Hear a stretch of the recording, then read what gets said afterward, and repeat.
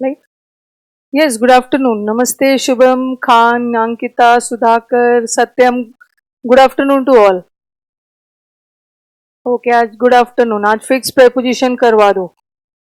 अब कुछ बच्चे अभी छुट्टी पे चल रहे हैं, तो अब ऐसा करते हैं ना, मंडे से आज मैं कंजंक्शन ही कंटिन्यू करती हूँ. ओके.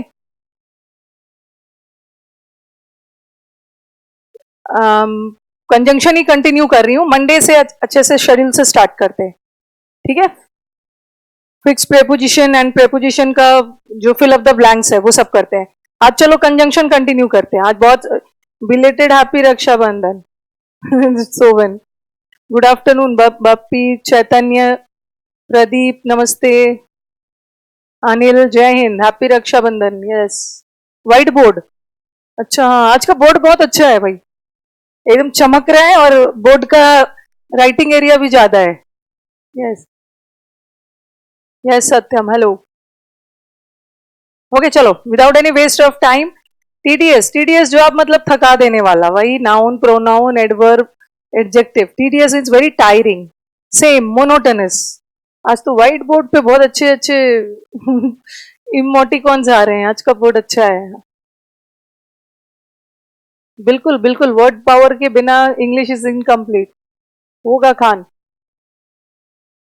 पैरेलल. पैरेलल के साथ एक तो टू आता है. पैरेलल का मतलब equal.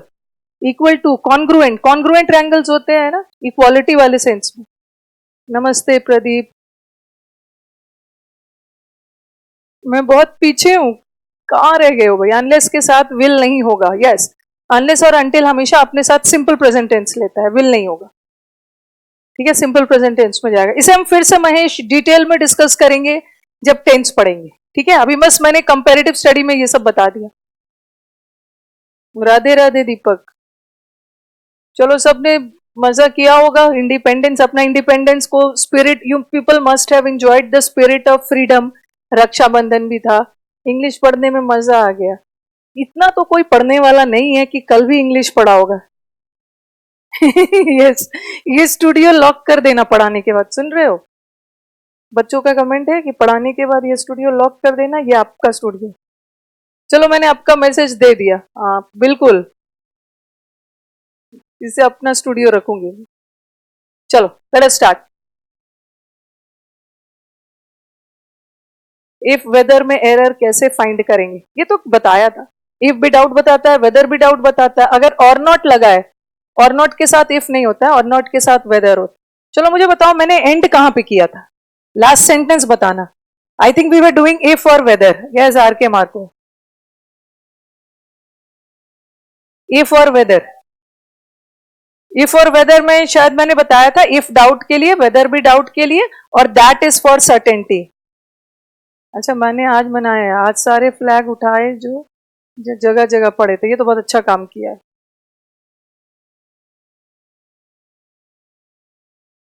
Good afternoon Gyanjeet, Rinku. चलो, लास्ट वाला लाइन बताना जो पढ़ाया था मैं.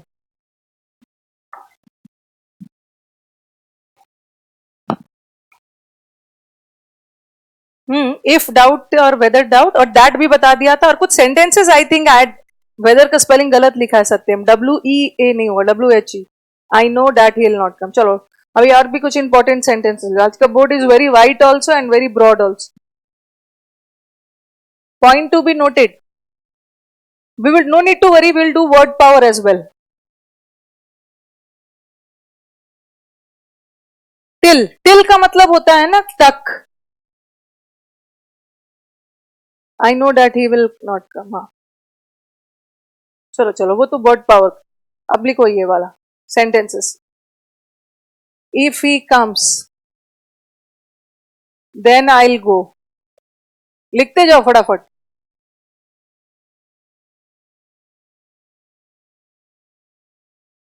When he comes,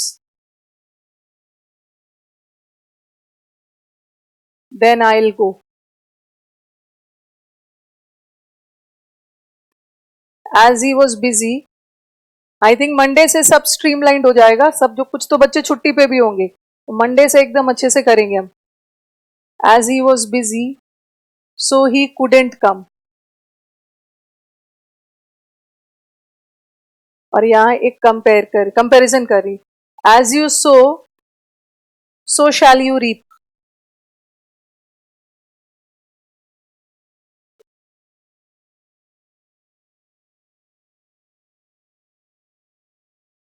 या as he was busy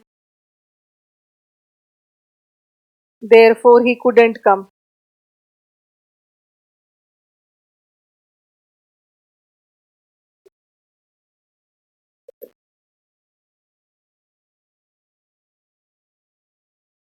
Yeah, since he was busy, so he couldn't come.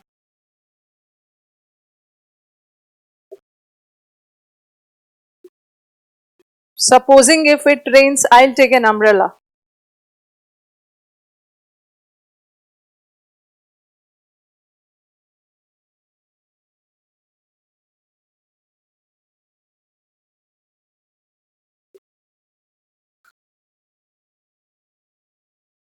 Yeah, in case if he is busy.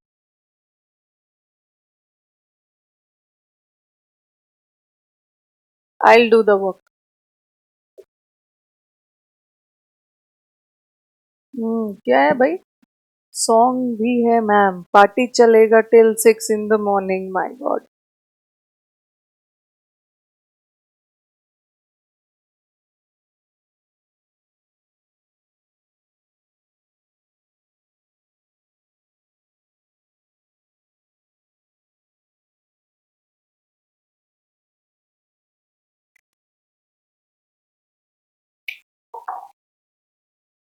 Yes, good afternoon, Nidhi, Abhishek.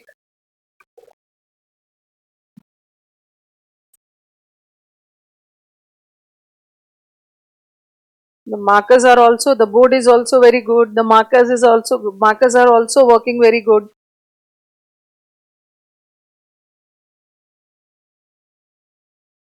चलो, सारा सेंटेंसेस रॉन्ग है, उसको करेक्ट करते हैं.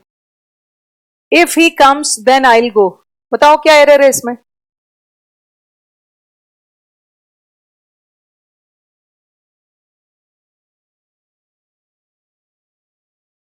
If he comes then I will go.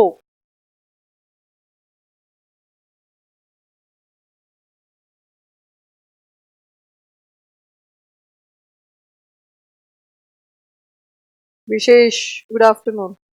Error है, पहला sentence में error है. Now people, yes Vinay, remove then. If के साथ कभी भी देन यूज नहीं होता. हिंदी में तो बोल देते हैं अगर वो आता है तब मैं जाऊंगा, या जब वो आता है तब मैं जाऊंगा. जब तब हिंदी में तो ठीक है, बट इंग्लिश में नहीं. इफ के साथ कभी भी देन नहीं यूज होता. और जब भी कोई कंजंक्शन हटता है, if you have to omit a conjunction then you have to substitute it with a comma. ठीक है, कॉमा लगा दो. कंजंक्शन हटेगा कॉमा लगेगा, कॉमा हटेगा कंजंक्शन लगेगा. नेक्स्ट आ जाओ, व्हेन ही कम्स. व्हेन के साथ भी देन यूज नहीं है, कॉमा डाल. नेक्स्ट सेंटेंस देखो, एज ही वॉज बिजी. यहां एज का हिंदी क्या निकल रहा है? एज ओवर हियर मीन्स चूंकि वो बिजी था. एज यहां पर कारण बता रहा है, रीजन. और ये जो सो है, सो का मतलब क्या है? इसलिए. और इसलिए भी कारण बताता है. जब as is already denoting reason, then why to use so? As कारण बता ही रहा है, फिर उसके साथ सो नहीं यूज करना, हटा देना. ठीक है, एज कारण बता रहा है, as he was busy he couldn't come. ठीक है, एज के साथ सो नहीं आएगा. अब कुछ बच्चों के दिमाग में आएगा कि मैम ऐसा भी तो कर सकते हैं कि सो को रखते हैं और एज को ही हटा देते हैं. ऐसा करोगे ना तो सेंटेंस को पूरा चेंज करना होगा. इस सेंटेंस को कैपिटल लेटर में ले जाना होगा. ऐसा, ही वॉज बिजी, फुल स्टॉप डालना होगा. और फिर सो ही कुडेंट कम. इतने सारे चेंजेस आप नहीं कर सकते हो ना. ये सब चेंजेस आप डिस्क्रिप्टिव के एग्जाम में कर सकते हो. ऑब्जेक्टिव एग्जाम में मिनिमम से मिनिमम एरर करना है, बहुत सारा चीज हटाना हो. तो बेटर है कुछ नहीं करना है. एज के साथ सो नहीं आता है, कॉमा डालना है वहां पे, सेंटेंस करेक्ट हो जाएगा. यस, अभी तो मैंने आपको व्हाट डिड आई से कि यहाँ एज के साथ सो नहीं आएगा, बिकॉज एज भी कारण बता रहा है. ठीक है, और सो भी कारण बता रहा है. जब एज कारण बता ही रहा है, फिर उसके साथ सो यूज नहीं करोगे. एज के साथ सो नहीं यूज होगा, बट यहां एज के साथ सो करेक्ट है.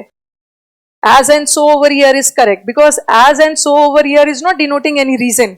यहां कारण नहीं बता रहा है. यहां क्या जा रहा है सेंटेंस? जैसा बोगे, यहां एस का मतलब क्या है? जैसा, जैसा बोगे वैसा पाओगे।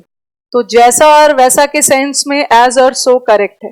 एज और सो गलत कब है? जब वो कारण बताए।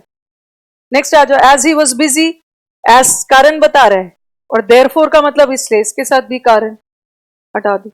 सिंस भी रीजन बता रहा है, और सो भी रीजन बता रहा है, इसके साथ दोनों रीजन बताने वाले वर्ड्स नहीं आए। सपोजिंग इफ इट रेन्स, अगर बारिश होती है तो मैं अम्ब्रेला लूंगी। ठीक है, सपोजिंग का मतलब है यदि, मान लिया कि। तो और इफ का मतलब भी है यदि। Both the words they more और less they convey the same meaning, so both of them over here is acting as superfluous. Superfluous का मतलब क्या है? अननेसेसरी, अनावश्यक। दोनों का मतलब एक ही है, तो चलो दोनों में से कोई एक ही रखो। या तो इफ हटा दो, सपोजिंग इट रेन्स, या सपोज इट रेन्स, दोनों सही है, या इफ इट रेन्स, दोनों में से कोई एक लगाना है। दोनों एक साथ नहीं लगेगा क्योंकि दोनों का मतलब सेम है।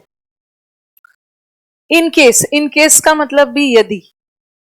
इन केस ऑल्सो मीन्स यदि, एंड इफ ऑल्सो मीन्स यदि अगर, दोनों सेम है, कोई एक हटा दो। If is busy I will do the work, या in case he is busy. तो दिस वॉज ऑल अबाउट जितना भी हमारा एरर बन सकता था, as not so, if, that, whether, वो सबसे हमने एरर कर ली। Now let us move to the next conjunction.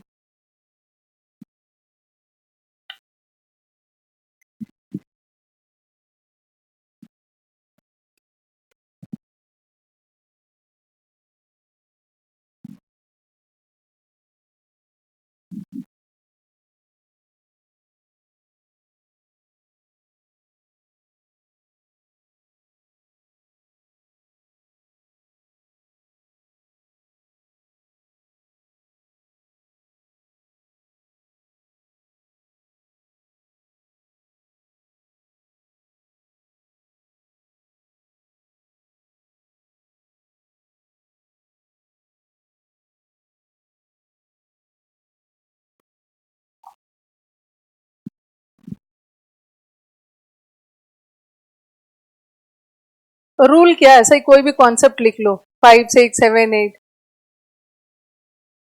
वैसे एक एरर बनता है, द रीजन। ये जो द रीजन वर्ड है ना, ये नाउन है।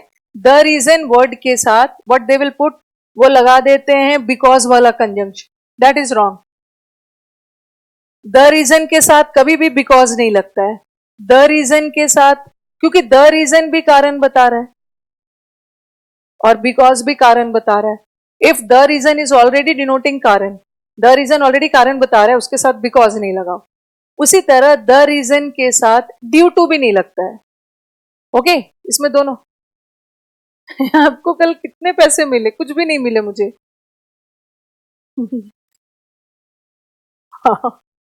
ड्यू टू भी कारण बताता है। बाद में मिलेंगे, तो अपने ब्रदर से मिलूंगी तब मिलेंगे। द रीजन भी कारण बताता है, उसके साथ बिकॉज नहीं होगा। द रीजन के साथ ड्यू टू भी नहीं होगा, ड्यू टू भी कारण बताता है। द रीजन के साथ एक ही कंजंक्शन आता है, दैट इज दैट। ओके, अच्छा एक चीज मैंने यहाँ ड्यू टू तो लिख दिया, आप मुझे बताओ कि बिकॉज तो कंजंक्शन है, ये ड्यू टू क्या है? What is due to? बस मुझे ये बताना था क्योंकि एग्जाम्स में आता है कि द रीजन के साथ ना बिकॉज आता है, द रीजन के साथ ना ड्यू टू आता है। बिकॉज ड्यू टू भी कारण बताता है, बिकॉज भी कारण बताता है, दैट आता है। But what is due to?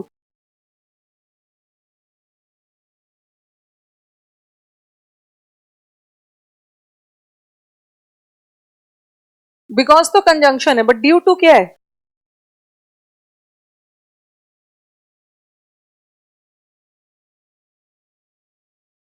नहीं नहीं, द रीजन के साथ विनय कहाँ गए?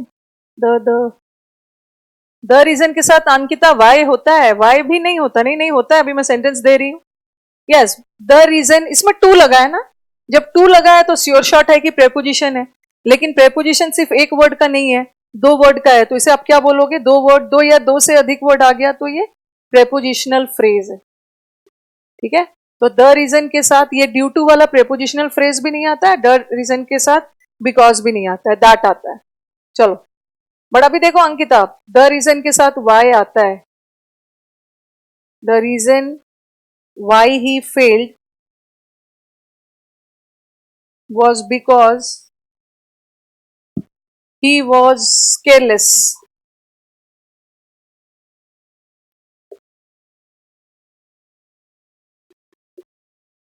और इसी सेंटेंस को मैं लिखती हूं, the reason for his carelessness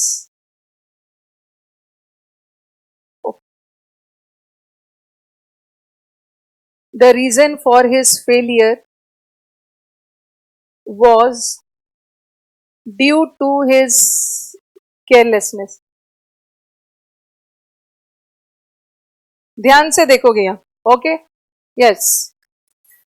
the मैंने क्या बोला है कि द रीजन के साथ ड्यू टू और बिकॉज नहीं आता, दैट आता है, बट कभी कभी दैट आता, दैट भी नहीं आता है। ये देखो, the reason why he failed was because, the reason के साथ बिकॉज नहीं आएगा, द रीजन के साथ क्या आएगा, दैट, ओके। लेकिन the reason for his failure was due to his carelessness, यहां भी द रीजन है। और अभी मैंने बढ़ाया है कि द रीजन के साथ ड्यू टू भी नहीं आता है, क्या आता है, डैट, बट यहां पे डैट भी नहीं लगेगा, यहां नो कंजंक्शन, कोई कंजंक्शन की जरूरत नहीं है, बट यहां पे एक डैट कंजंक्शन लग रहा है। द रीजन के साथ कौन सा कंजंक्शन आता है, डैट। अब आप बोलोगे कि मैम ऐसा क्यों, वर्ड्स कट रहे हैं।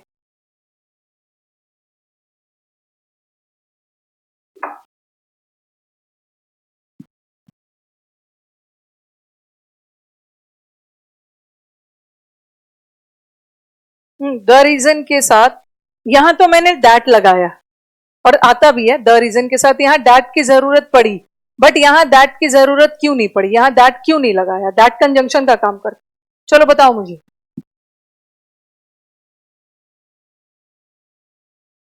मैं क्यों लेट हूं, मैं अपने टाइम से आई हूं, आप लेट हो।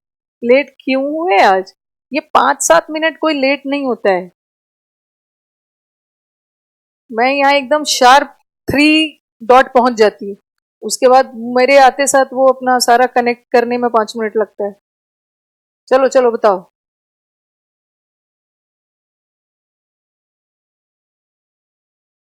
यहाँ दैट कंजंक्शन, यहाँ एक कंजंक्शन की जरूरत पड़ी, बट यहाँ हमें कोई कंजंक्शन नहीं चाहिए, कुछ भी नहीं चाहिए, सिंपली द रीजन के साथ ड्यू टू हटा देना।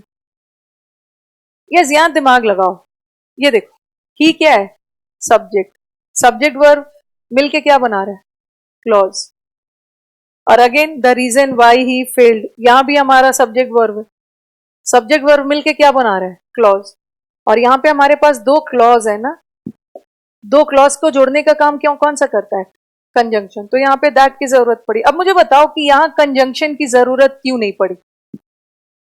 यहाँ यहाँ जो हमारा ड्यू टू मैंने लगाया था, ये जो ड्यू टू प्रेपोजिशन था, ठीक है, यहाँ ड्यू टू प्रेपोजिशन था, प्रेपोजिशन की जरूरत क्यों पड़ी, क्योंकि यहाँ एक नाउन था। केयरलेसनेस क्या है, केयरलेसनेस भाववाचक संज्ञा है, और नाउन के पहले तो प्रेपोजिशन आना चाहिए। बट अभी मैंने बताया कि ड्यू टू भी प्रेपोजिशन होता है, बट द रीजन ऑलरेडी कारण बता रहा है, उसके साथ प्रेपोजिशन नहीं आएगा, और ना ही यहाँ पे कोई प्रेपोजिशन नहीं, मतलब ड्यू टू नहीं आएगा, और दैट भी नहीं आएगा, दैट तो कंजंक्शन है, बट यहाँ तो कोई भी कंजंक्शन, कोई सब्जेक्ट वर्ब है ही नहीं।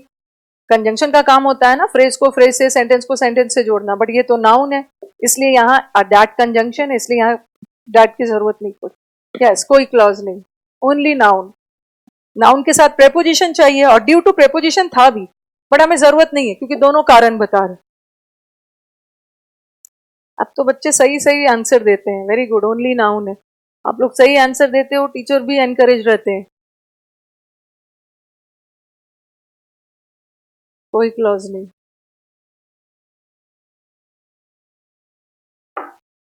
5-7 मिनट के लेट पे माफ कर देना है भाई टीचर को।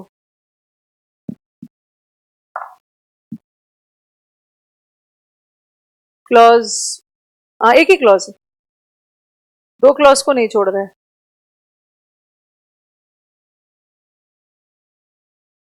इसलिए द रीजन के साथ दैट कभी लगता भी है, दैट नहीं भी लगता है। जहां क्लॉज को जोड़ रहा है दैट लगा दो, और जहां नहीं जोड़ रहा है वहां कुछ भी मत लगाओ। और अंकिता ने पूछा था द रीजन के साथ वाई नहीं लगता, लगता है वाई।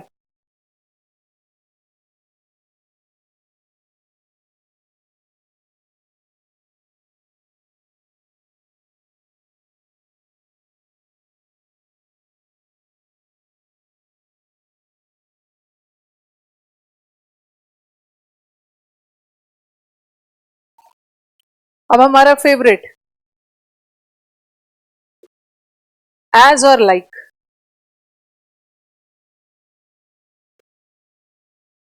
ठीक है, एज और like. If you go by Hindi ना, तो एज का मतलब भी के जैसा, और लाइक ऑल्सो मीन्स के जैसा। दोनों का हिंदी सेम है। ही सिंग्स लाइक मी और he sings as I do. Okay, दोनों का मतलब के जैसा होता है, बट दोनों में डिफरेंस क्या है? सबसे पहले याद रखो कि ये जो लाइक है, एज और लाइक दोनों का मतलब है के जैसा, but like is a preposition और एज इज अ कंजंक्शन। इसका मतलब क्या है कि लाइक किसके साथ यूज होगा? प्रेपोजिशन है, तो प्रेपोजिशन किसके साथ यूज होता है? नाउन या प्रोनाउन के साथ। तो it is followed by a noun और अ प्रोनाउन। लाइक के बाद हमेशा एक नाउन और प्रोनाउन आएगा। अंडरस्टूड है? हमने प्रेपोजिशन में पढ़ लिया है, क्योंकि लाइक हमारा प्रेपोजिशन है और प्रेपोजिशन के बाद नाउन प्रोनाउन आता है। एज कंजंक्शन है, तो एज के बाद हमेशा एक क्लॉज आएगा, क्लॉज को जोड़ता है। It is followed by a clause. Clause को हम क्या बोलते हैं? उपवाक्य। क्लॉज होने के लिए किसका कॉम्बिनेशन जरूरी है? सब्जेक्ट और वर्ब। अदरवाइज दोनों का मतलब सेम है, और हमें मीनिंग से तो नहीं जाना है, हमें स्ट्रक्चर देखते हुए जाना है। मैंने सेंटेंस लिखा है, ही सिंग्स लाइक मी, और फिर मैंने सेंटेंस लिखा, he sings as I do. अगर हिंदी करते हो ना, the translation of both the sentences are same. He sings like me, वो मेरी तरह गाता है। He sings as I do, जैसा मैं गाता हूं वैसा वो गाता है। मीनिंग तो दोनों का सेम है, बट ये जो लाइक है प्रेपोजिशन है, किसके पहले आ रहा है? प्रोनाउन के पहले। मी प्रोनाउन है ना, बट एज किसके साथ आ रहा है? क्लॉज के साथ, सब्जेक्ट और वर्ब। सब्जेक्ट वर्ब क्लॉज है, और एज हमेशा अपने साथ क्लॉज लेगा, क्योंकि एज हमारा क्या है? एज हमारा कंजंक्शन है, और कंजंक्शन का काम होता है ना क्लॉज को जोड़ना। देखो, ही सिंग्स, ही क्या है? Subject, sings verb, subject verb मिलके क्या बना रहे हैं? क्लॉज। और यहां पे एक क्लॉज है, और इन दोनों क्लॉज को कौन जोड़ रहा है? एज। तो एज कंजंक्शन है, बट यहां तो कोई क्लॉज नहीं है, यहां तो एक ही क्लॉज है। ठीक है, यहां तो एक ही क्लॉज है, और यहां ये प्रोनाउन है। So like over here is a preposition and as over here is a conjunction. Okay, क्या पूछना चाह रहे हैं दीपक? नाउन प्रोनाउन किस फॉर्म में आएगा? लाइक के बाद प्रोनाउन रहेगा तो ऑब्जेक्टिव केस, नाउन भी रहेगा ऑब्जेक्टिव केस, और नाउन और प्रोनाउन का ऑब्जेक्टिव तो सेम।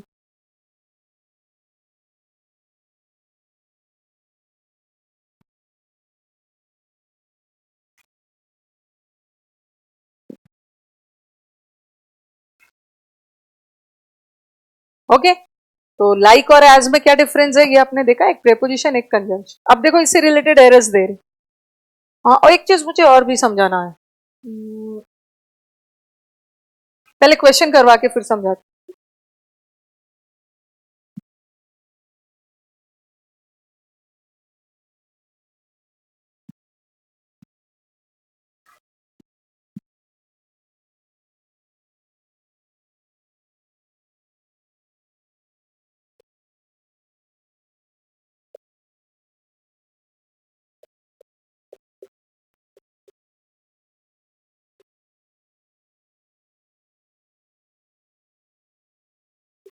लास्ट वाला is no error.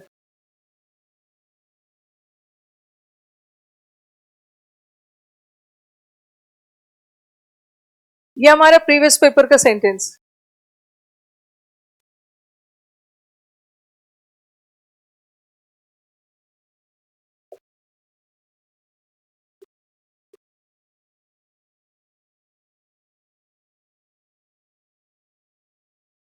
Sorry, the climate of Shimla is almost like, ऐसा था, कोहिमा। ओके, और ऑप्शन में था, ये प्रीवियस पेपर में, आपको प्री का ही पेपर है उसमें मिल जाएगा, लाइक कोहिमाज। बहुत स्मार्टली एक ही सेंटेंस में एडजेक्टिव और कंजंक्शन दोनों को जोड़ के दे दिया है। एज कोहिमाज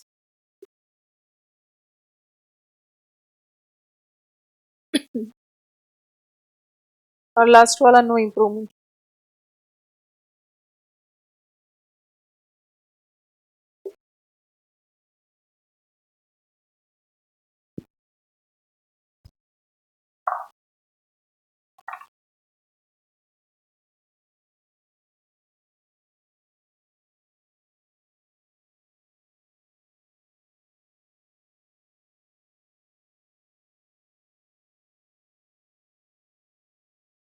अच्छा, use Nidhi says use darker marker, okay okay.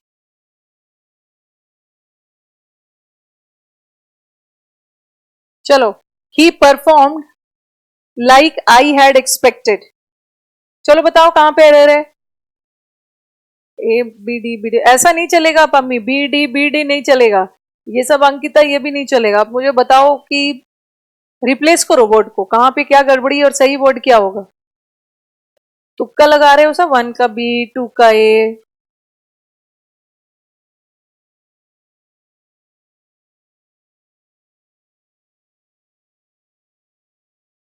The boy in blue shirt is my friend. The boy with blue shirt नहीं होगा, the boy in blue shirt.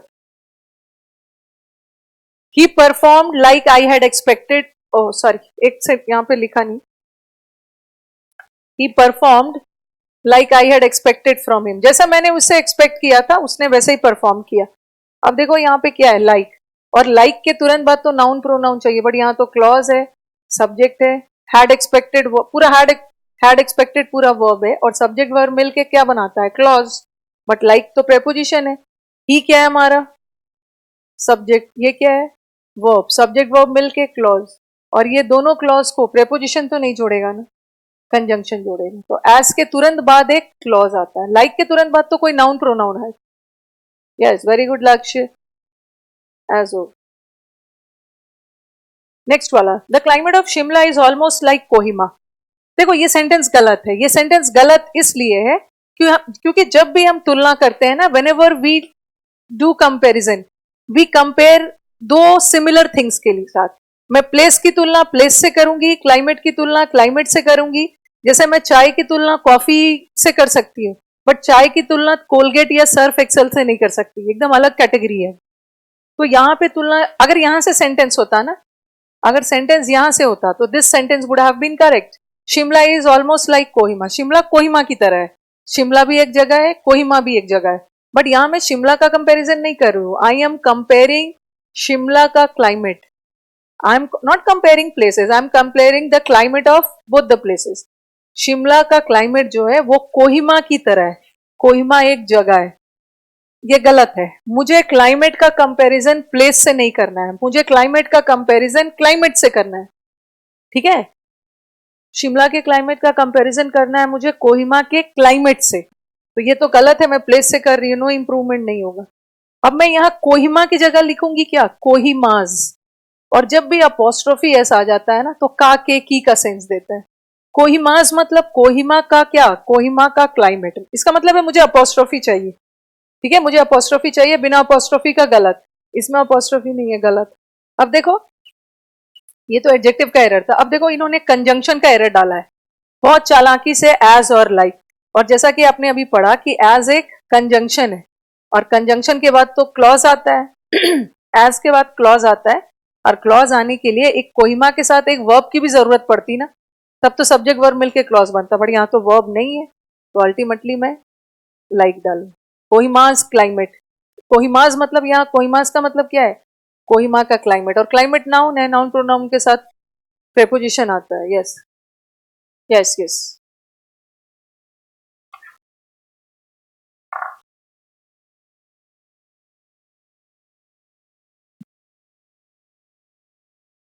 हाँ, क्लाइमेट नहीं होता तो आंसर सही होता, Shimla is almost like Kohima.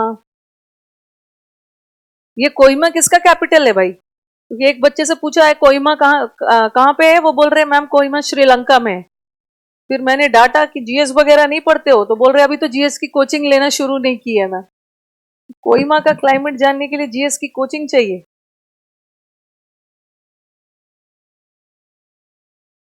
Manohar, I don't mind if के साथ विल का यूज सही है या नहीं।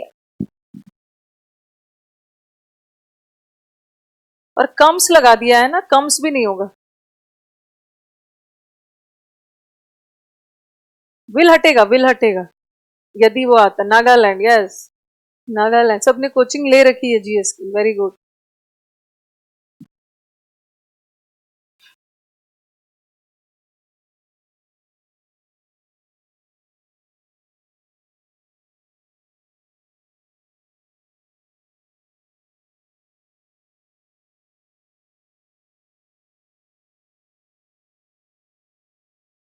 श्रीलंका। भाई आप ही के ब्रो थे जो बोल रहे थे Nagaland is in, sorry, Kohima is in Sri Lanka.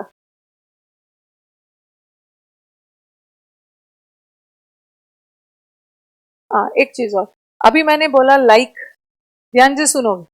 Like is what? Like is a preposition. Okay, like is a preposition, but sometimes like can also act as a verb.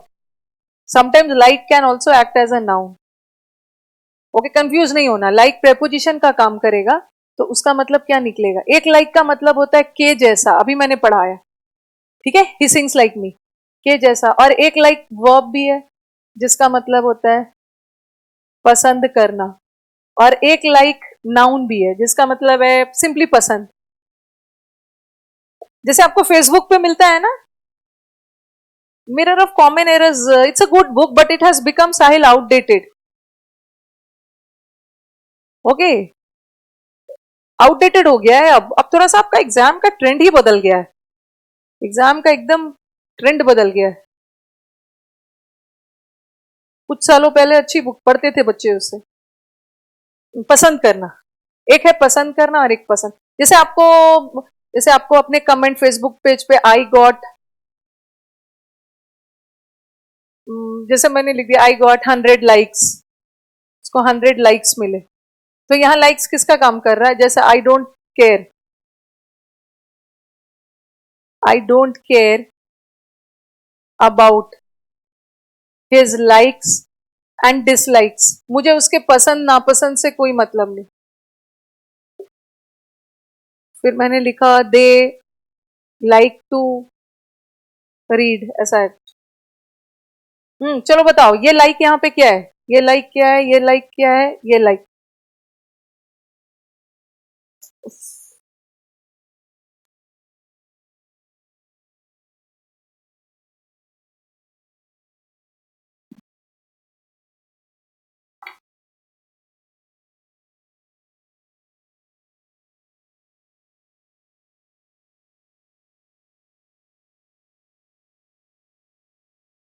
चलो बताओ भाई। कोई बुक की जरूरत, फर्स्ट डे भी बोला था कोई बुक नहीं, ओनली प्रैक्टिस सेट। यही तो गलती कर बैठ जाता है, you just people just pile up books, भर लेते हो बुक्स, पढ़ते कोई नहीं। बोलते हैं ना टीचर्स, एक बुक को 5 बार पढ़ो, ना कि 5 बुक को एक बार। अच्छा, अभी आप 17 साल के ही हो, अच्छी बात है, अभी आप इंजॉय करो, अभी आपकी हंसने खेलने की उम्र है। सत्यम पहला वाला नाउन है, उसको 100 लाइक्स मिले। दूसरा वाला भी नाउन ही है, ठीक है। यहाँ पे देख लो, यहाँ आई तो सब्जेक्ट है, डोंट केयर ये तो वर्ब है। दो वर्ब है यहाँ पे, ये ऑक्सिलरी है और ये मेन। वर्ब भी नहीं है। अबाउट है, अबाउट प्रेपोजिशन है, प्रेपोजिशन के पहले लगा हुआ है, इसका मतलब है ये नाउन। और दे लाइक टू रीड, यहाँ पे वर्ब, ठीक है। तो लाइक नाउन वर्ब प्रेपोजिशन जो भी हो सकता है। अभी तो मैंने किस सेंस में यूज किया था? के जैसे के सेंस में, ठीक है। अब देखो लाइक, चलो मुझे बताओ लाइक का उल्टा क्या होता है? What is the opposite of like? Like का opposite, what is the opposite of like?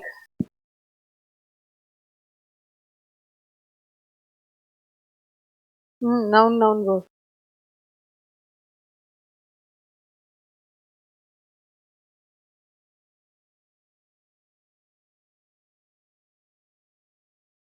नहीं, हेट नहीं बोलना है, आई ऑल्सो नो, हेट वाला नहीं, उसी का बनाओ। लाइक का ऑपोजिट होता है डिसलाइक। एक लाइक का ऑपोजिट है डिसलाइक, और एक लाइक का ऑपोजिट है अनलाइक, ठीक है। डिसलाइक भी होता है, अनलाइक भी होता है, लेकिन दोनों में डिफरेंस। एक लाइक का मतलब क्या होता है? एक लाइक का मतलब होता है पसंद करना, जिसका मतलब पसंद करना है उसी का उल्टा है डिसलाइक, ना पसंद, ठीक है।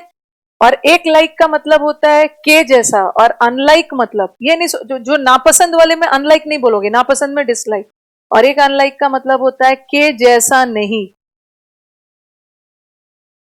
लाइक मतलब के जैसा और ये के जैसा नहीं, जस्ट ऑपोजिट।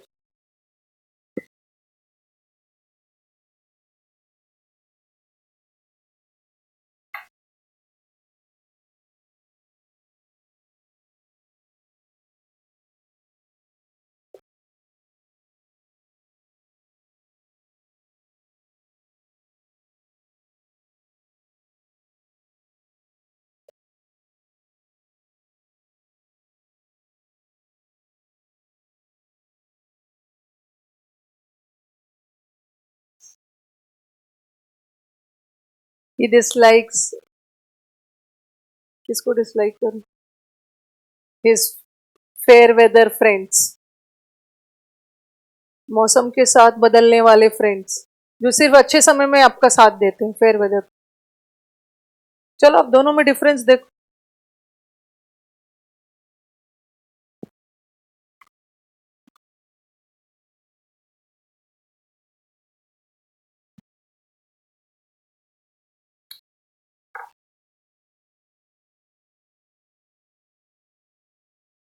अभी मैं बताती हूँ ब्रिजमान, अभी बस ये देखो, ये जो है डिसलाइक, ये जो डिसलाइक है ये किसका उल्टा है? वर्ब वाला। डिसलाइक करना, नापसंद करना, ठीक है। तो ये तो हमारा वर्ब भी हो सकता है, नाउन भी हो सकता है। ये जो डिसलाइक है ये वर्ब और नाउन दोनों हो सकता है। यहां मैंने किस रूप में यूज किया है? वर्ब के रूप, ओके।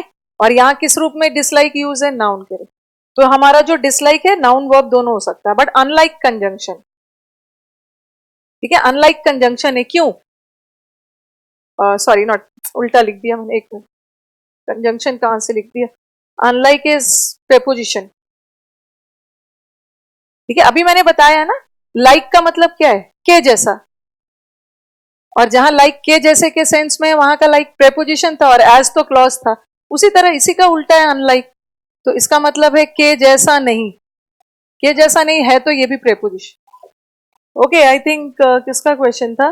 ब्रिजमोहन। वेरी के बाद क्या लिखा है? Very smart, very smart, smart, okay. Unlike is a, like is a preposition, और unlike is also a preposition, but ये जो लाइक है ये नाउन वर्ब दोनों हो सकते।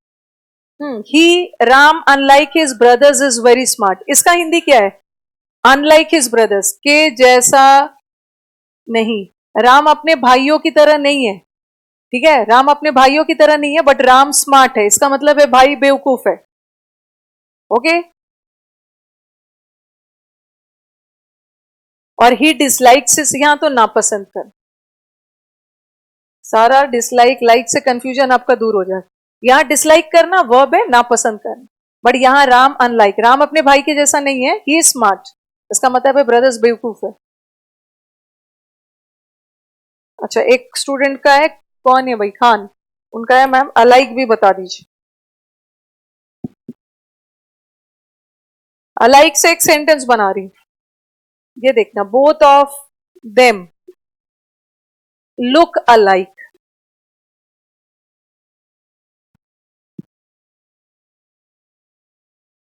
अच्छा चलो वैसे ही करती, both of them look alike. Alike का मतलब, अलाइक का हिंदी क्या होता है? सिमिलर, ठीक है। लाइक का मतलब, अलाइक का मतलब भी होता है सिमिलर। चलो बताओ है क्या ये, जल्दी से बताओ है क्या अलाइक? जैसे दोनों भाई बिल्कुल देखने में एक जैसा है, लेकिन वो है क्या? आप मुझसे बोलोगे कि लाइक का मतलब तो के जैसा, ठीक है, ये भी तो के जैसा, बट ये प्रेपोजिशन है, और इसका मतलब भी ये तो दोनों एक जैसे हैं, सिमिलर है। चलो बताओ ये है क्या? एक जैसा, हाँ, एक जैसा दिखना, रिजेंबल भी बोलते हैं, रिजेंबल के साथ नो प्रेपोजिशन, एक जैसा दिखना। बताओ ये है क्या? What is a part of speech? ये लाइक हमारा प्रेपोजिशन था के जैसा वाला सेंस में, अनलाइक भी प्रेपोजिशन था के जैसा नहीं, बट ये अलाइक क्या है? अलाइक एडवर्ब बोल रहे हैं, विनय एंड सोनू एडवर्ब बोल रहे हैं, Brijmohan is also adverb, maximum बच्चे एडवर्ब एडवर्ब बोल रहे हैं। मुझे पता है आप लोग एडवर्ब क्या देख के लगा रहे हो, आप लोग जरूर लुक देख के लगा रहे हो।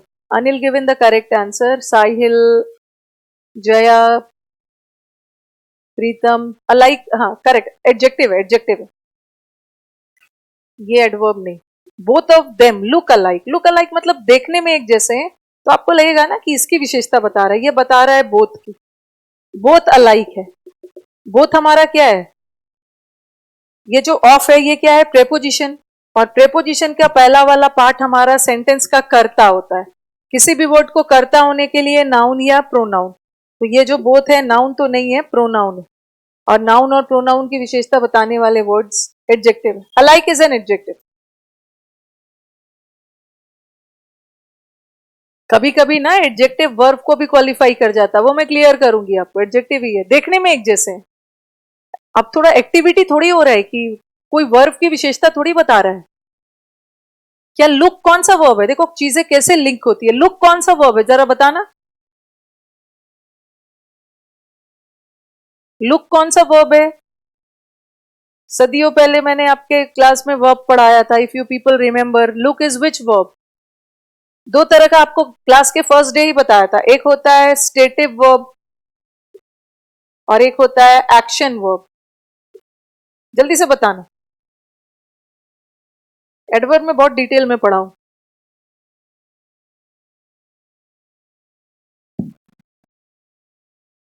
क्लास का पहला दिन किया था तो V1 V2 वो सब नहीं बताना। दो तरह का वर्ब बताया था ना मैंने, एक एक्शन वर्ड और एक स्टेटिव वर्ब।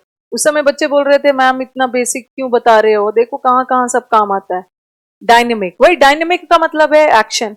चलो ट्रांजिटिव इंट्रांजिटिव भी बताया था, जो ऑब्जेक्ट लेता है ट्रांजिटिव, जो ऑब्जेक्ट नहीं लेता इंट्रा। स्टेटिव वर्ब है, स्टेटिव वर्ब में कोई एक्शन नहीं होता है, ठीक है, कोई एक्शन नहीं हो रहा है, ध्यान से सुनोगे क्योंकि मुझे पता है हमारे बच्चे कहाँ कंफ्यूज हो रहे हो। वो तो ये सोच रहे होंगे कि लुक वर्ब है और वर्ब की विशेषता बताने वाले वर्ड्स एडवर्ब होते हैं, बट ये एडजेक्टिव है।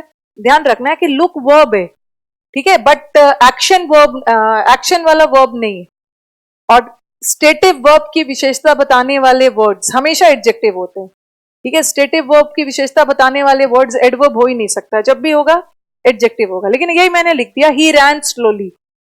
अब देखो रैन क्या है, रैन हमारा वर्ब है, कैसा वाला वर्ब है, एक्शन वाला वर्ब है, एक्शन वर्ड्स, एक्शन कर रहा है, और एक्शन बताने वाले की विशेषता बताने वाले एडवर्ब है,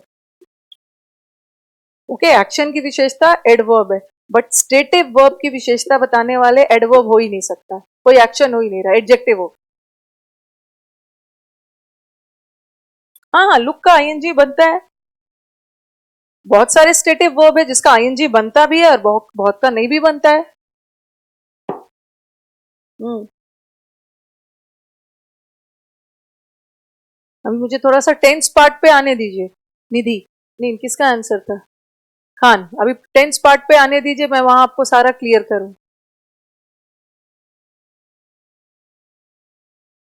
नहीं, मेक स्टेटिव वर्ब नहीं है, मेक तो एक्शन है Nidhi. I made a cake, he is making toys, वो तो एक्शन। चलो बताओ, इज इट क्लियर? हाँ, वेरी गुड प्रीति, क्योंकि स्टेटिव वर्ब जो होता है ना, स्टेटिव वर्ब जो होता है वो कभी भी वर्ब की विशेषता नहीं बताता है। जो स्टेटिव वर्ब होते हैं वो सब्जेक्ट की विशेषता बताता है, और सब्जेक्ट में कोई नाउन प्रोनाउन होगा, और नाउन प्रोनाउन की विशेषता इज एडजेक्टिव।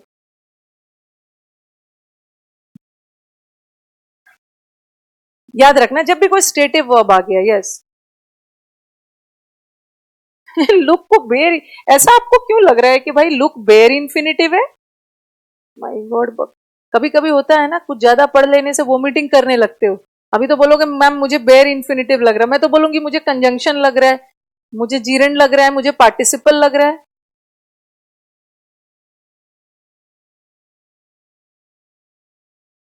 मेक के बाद, बेर इन्फिनिटिव के बाद, मेड के बाद बेर इन्फिनिटिव आता है, कहाँ चलेगा भाई, बेर इन्फिनिटिव का कहाँ से सेंस आए? दोनों एक जैसे, देखने में एक जैसे लग रहे हैं, तो महेश यहाँ पे कोई एक्शन कहाँ हो रहा है? वो देखने में शी इज लुकिंग, अच्छा एक मिनट मुझे बताना, एक मिनट चलो मैं दे, बोथ क्या है, both adjective, sorry both pronoun है। अब देखो देखो ये देखो, यहाँ पे आप कहां से कंफ्यूज होने वाले, कुछ स्टेटिव वर्ब का आईएनजी बनता है, शी इज लुकिंग। अब मुझे बताओ, शी इज लुकिंग ब्यूटीफुल या शी इज लुकिंग ब्यूटीफुली? ये जो ब्यूटीफुल है ना, ये हमारा एडजेक्टिव है और ब्यूटीफुली एडवर्ब है। आप स्टूडेंट्स तो यही बोलोगे, she is looking, looking ING है, आईएनजी हमारा वर्ब है, और वर्ब की विशेषता बताने वाले वर्ब एडवर्ब होते हैं। बट यहाँ पे क्या होगा, beautiful, but she is looking, वो ब्यूटीफुल दिख रही है। लुकिंग नो डाउट वर्ब है, बट कैसा वर्ब है, स्टेटिव वर्ब, और स्टेटिव वर्ब एक्शन की विशेषता नहीं बताता है। स्टेटिव वर्ब किसकी विशेषता बताता है, सब्जेक्ट की, और ही हमारा सब्जेक्ट है प्रोनाउन के रूप में, और नाउन और प्रोनाउन की विशेषता बताने के लिए हमें एडजेक्टिव चाहिए। चलो भाई एक बार बताओ, इज इट क्लियर?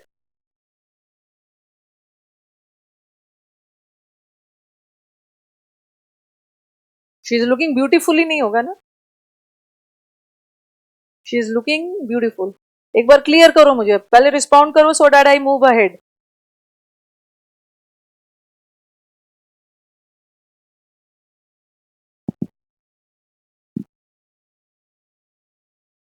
प्रीतम कहां से, कभी सुना है शी इज लुकिंग ब्यूटीफुली? कभी ऐसा सुना है शी इज लुकिंग ब्यूटीफुली? वो ब्यूटीफुल दिख रही है, शी की विशेषता बता रहे हैं। क्लियर? अगर अगर मैंने ऐसा लिखा होता, शी वर्कड ब्यूटीफुल या ब्यूटीफुली, ब्यूटीफुली हमारा एडवर्ब है, ब्यूटीफुल एडजेक्टिव है। अब मुझे किसकी विशेषता बतानी है, वर्कड, वर्क करना, वर्क करने में कोई क्रिया हो रही है, और ये एक्शन वर्ब है, कोई काम हो रहा है, एक्शन वर्ब है, और एक्शन में तो हम वर्ब की विशेषता बताएंगे ब्यूटीफुली, बट स्टेटिव वर्ब में सब्जेक्ट की विशेषता बताते हैं। लुकिंग का आईएनजी बनता है, शी बहुत अच्छी दिख रही है, मुझे कंटिन्यूअस में डालना है। दोनों दोनों एक जैसे दिखते हैं, और मैं ऐसा भी डाल सकती हूँ, both of them are looking alike, इसका भी आईएनजी डाल सकती हूँ, ऐसा भी बोल सकती हूँ, बोथ, बॉडी भरवा दिया पूरा, बोथ ऑफ देम आर, इसका भी बना सकती हूँ लुकिंग अलाइक, लेकिन इस अलाइक पे कोई फर्क नहीं पड़े, सही है, दोनों एक जैसे दिख रहे हैं, यहाँ दोनों एक जैसे दिखते हैं, और ये किसी खास मोमेंट की बात हो रही है, एक जैसे दिख रहे हैं दोनों, अलाइक वही रहेगा, क्योंकि लुकिंग यहाँ भी स्टेटिव वर्ब, ठीक है, स्टेटिव वर्ब में वर्ब की विशेषता नहीं बताई जाती है, सब्जेक्ट, ये हमारा बोथ हमारा सब्जेक्ट है, सब्जेक्ट होने के लिए नाउन प्रोनाउन, ये प्रोनाउन है, प्रोनाउन की विशेषता adjective.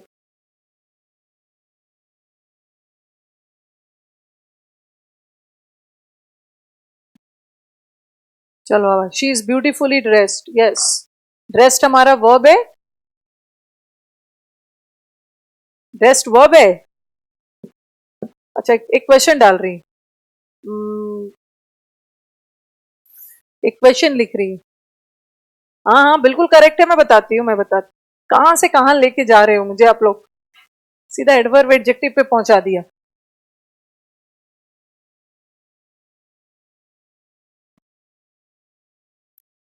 She is dressed,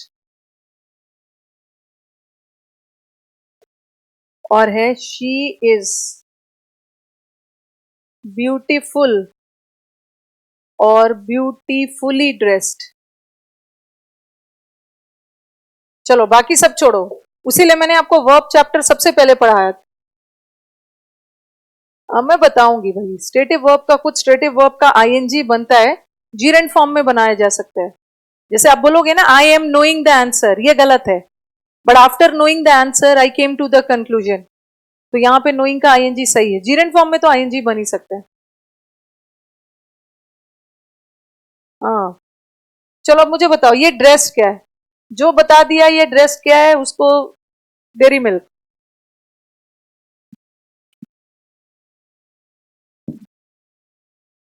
WhatsApp पे डेरी मिल्क, ब्यूटीफुल और वो सब नहीं बताना है, पहला वाला सेंटेंस में ड्रेस्ड का पार्ट ऑफ स्पीच क्या है, पार्ट ऑफ स्पीच में फर्स्ट सेंटेंस का पूछ रही हूं भाई, ये छोड़ो अभी, ये बताओ इसका पार्ट ऑफ स्पीच क्या है। कभी कभी तो कोई सेंटेंस, प्रीति, प्रीति तो आज बहुत अच्छा अच्छा आंसर दे रहे हैं।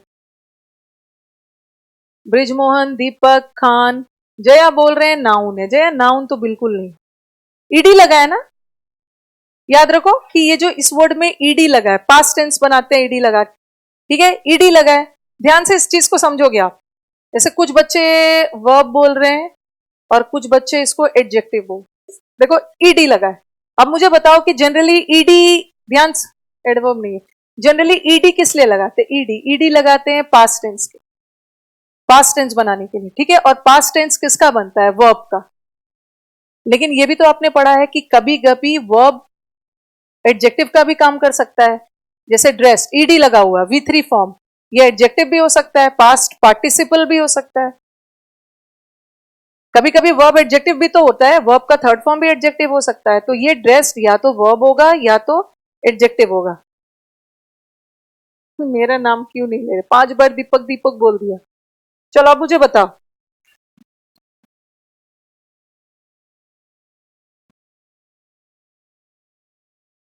Are you sad? मैं कभी सैड नहीं होती हूँ। ये नाउन बिल्कुल नहीं है भाई, नाउन कहां से हो गया ये ड्रेस? अकेला ड्रेस होता ना, ड्रेस मतलब आपका कपड़ा, तब वो नाउन। बस याद रखो, ये 1000 के मार्क को गिवन द करें। और एकदम क्या बोलूं मैं, एकदम इंग्लिश को ब्रॉड होके पढ़ना है, नहीं तो एग्जाम नहीं क्लियर होता है। जैसे भी करके प्री तो निकाल लोगे, बट मेंस में अच्छा स्कोर नहीं बनेगा। I am not angry with you, I don't get angry with anyone.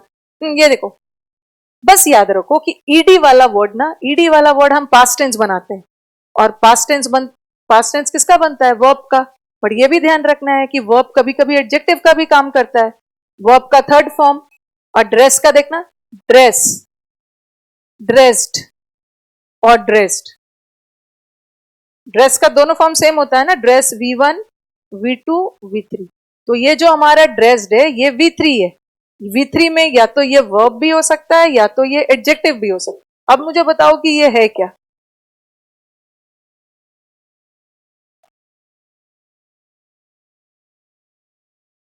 ऐसा नहीं होगा जया, क्योंकि इसके बाद ना आपने बोला कि मैम ये एडजेक्टिव है, क्योंकि इसके बाद मैंने बताया है, इसके बाद एडजेक्टिव भी हो सकता है। आप जो बोलोगे मैं उसको काटूंगी जब तक कि आप एकदम क्रिस्टल क्लियर ना हो। आपने बोला मैम क्योंकि इज लगा है, तो इसके बाद एडजेक्टिव भी आ सकता है, हमने तो पढ़ा है वर्ब में। और इसके बाद हमारा वर्ब का थर्ड फॉर्म भी आ सकता है। ये थर्ड फॉर्म है, या तो ये वर्ब होगा या तो ये एडजेक्टिव होगा।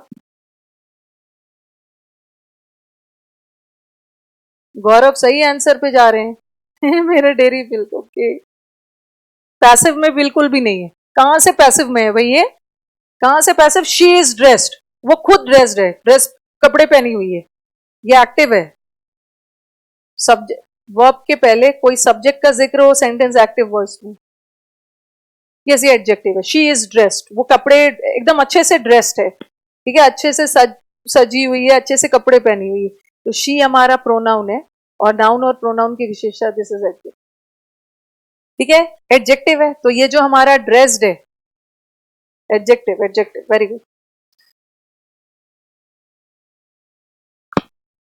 ये हमारा एडजेक्टिव, ठीक है। कैसी ड्रेस्ड है वो? ब्यूटीफुल ड्रेस्ड है या ब्यूटीफुली? एक एडजेक्टिव दूसरे एडजेक्टिव की विशेषता नहीं बताता है, बट एक एडवर्ब दूसरे एडवर्ब की विशेषता बता सकता है, ठीक है। तो ब्यूटीफुल ड्रेस्ड नहीं है, ब्यूटीफुली ड्रेस्ड। गलती से भी मत सोच लेना, क्योंकि कुछ बच्चे, मुझे पता है दिमाग में जा रहा होगा कि ये ड्रेस्ड वर्ब है और वर्ब की विशेषता एडवर्ब लगा रहे हैं। नो, ये ड्रेस्ड एडजेक्टिव है, और कई बार एडवर्ब भी एडजेक्टिव को डिस्क्राइब करता है। मैंने ऐसा बिल्कुल भी नहीं बोला है कि इज एम आर आ गया तो वो पैसिव बन गया। इज एम आर पैसिव तभी बनता है ना जब उसके बाद कोई वर्ब आए, बट इज एम आर के बाद एडजेक्टिव आ रहा है, तो कहां से पैसिव हो गया? देखो मैंने लिखा ही इज टैलेंटेड, उसीलिए मैंने बच्चों को बोला है ना, छोटे छोटे ट्रिक्स लगाना छोड़ो, एकदम छोटे छोटे ट्रिक्स लगाना छोड़ो। ही इज टैलेंटेड, वो टैलेंटेड है। तो आप तो सोचोगे कि इज एम आर के बाद थर्ड फॉर्म आ गया, ये पैसिव हो गया। नो, ये तो एडजेक्टिव है। इज एम आर के बाद एडजेक्टिव आ गया तो वो सेंटेंस तो एक्टिव वॉइस में ही रहा। और थोड़ा सेंस देखो ना, वो खुद टैलेंटेड है, काम ही पे ही हो रहा है, ही की बात हो रही। ओके, कहां से कहां लेके चले गए भाई।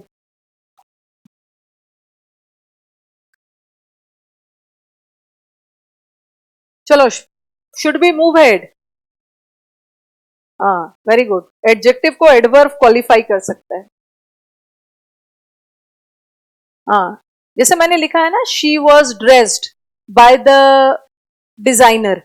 डिजाइनर के द्वारा वो ड्रेस मतलब ड्रेस किया गया, उसे ड्रेस किया गया, उसको डिजाइनर के द्वारा उसे ड्रेस किया गया, किसी के द्वारा किया गया ना। इसका मतलब है कि ही ने कोई काम नहीं किया, किसी दूसरे के द्वारा उसके साथ कुछ हुआ, तब वो वहां पे वर्ब होगा और पैसिव वॉइस में हो। लक्ष्य, आप मुझे बताओ, क्लियर हो रहा है?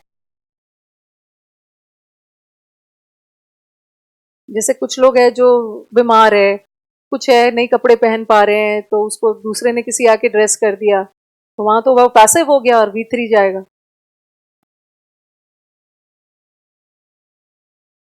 आज सब साइलेंट है, लग रहा है दिमाग कुछ ज्यादा लगाना पड़ रहा है। ये छोटी छोटी जो आप बारीकी से प्री में समझ जाओगे ना, तो आपको एकदम मेंस में दिक्कत नहीं होने वाली। क्योंकि अभी मैं मेंस का बैच ले रही हूँ ना, बच्चों को दिखती हूँ कि प्री में ये सब छोटे छोटे कॉन्सेप्ट क्लियर नहीं हुए और गड़बड़ कर जा रहे हैं बच्चे।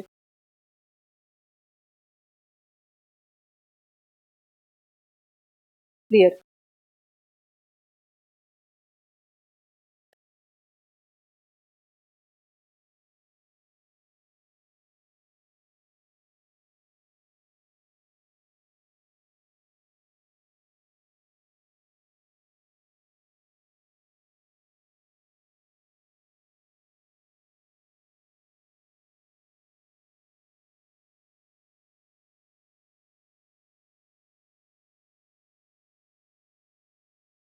ऐसा आपको अपना कॉन्सेप्ट को क्लियर रखना है ना कि इफ somebody asks you, तो यू आर इन हाँ शी इज बीइंग ड्रेस्ड, वो तो पैसिव हो। इफ somebody asks you कि ऐसा क्यों है, तो you are in a position to explain him through your logical points. She is being dressed, उसे ड्रेस किया जा रहा है, वो कुछ नहीं की कर रही है, उसे ड्रेस किया जा रहा है। यस मनोज, ये तो पैसिव हो गया। और यहाँ पे बीइंग है, बीइंग के बाद वर्ब का थर्ड फॉर्म है, so dressed over here is an verb.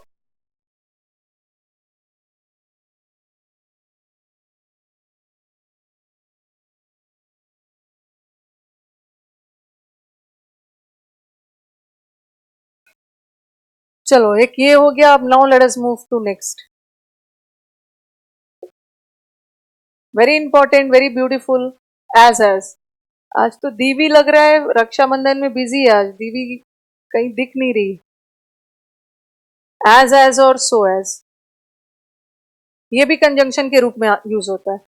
इससे रिलेटेड, एज और सो एज से रिलेट, जब भी किसी सेंटेंस में एज और सो एज दिख गया, उससे रिलेटेड दो ही एरर आता है हमारे एग्जाम में। तो अपना टाइम बहुत ज्यादा वेस्ट नहीं करना है। एज और सो एज वाले सेंटेंस में सीधा अटैक करना कंजंक्शन वाला एरर होगा, या तो एरर हो सकता है एडजेक्टिव वाला। ओके, अभी मैं कंजंक्शन का डील करूंगी, फिर एडजेक्टिव का भी करूं। जैसे मैंने बोला, कंपैरिजन में पढ़ोगे ना तो दिक्कत नहीं होगी। ऐसा नहीं है कि इसको फिर से मैं एडजेक्टिव में भी पढ़ाऊंगी, but you people should be in a position to do comparative study so that your task becomes easier. As और सो एज से भी तुलना करते हैं, सो एज से भी तुलना करते हैं, बट डिफरेंस क्या है? ये पॉजिटिव नेगेटिव दोनों में, और ये हमेशा नेगेटिव है। एक, इट इज, दोनों तुलना करने के लिए। और याद रखना है कि एक एज से कभी भी कंपैरिजन नहीं होता है। कंपैरिजन करने के लिए वी नीड टू एज। इसका भी एक एरर बताती हूं, ये है फॉर कंपैरिजन। एज हम दो लोग या दो चीज के बीच में कंपैरिजन करते हैं। और कैसा सेंटेंस में? For comparison in positive as well as negative sentences. ठीक है, पॉजिटिव और नेगेटिव दोनों में, बट सो एज हमेशा नेगेटिव।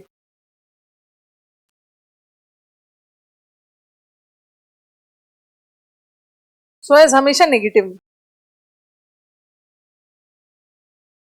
और एज पॉजिटिव नेगेटिव दोनों। और इससे एडजेक्टिव का भी एरर बताऊंगी। पहले तो कंजंक्शन वाला एरर कर लेते।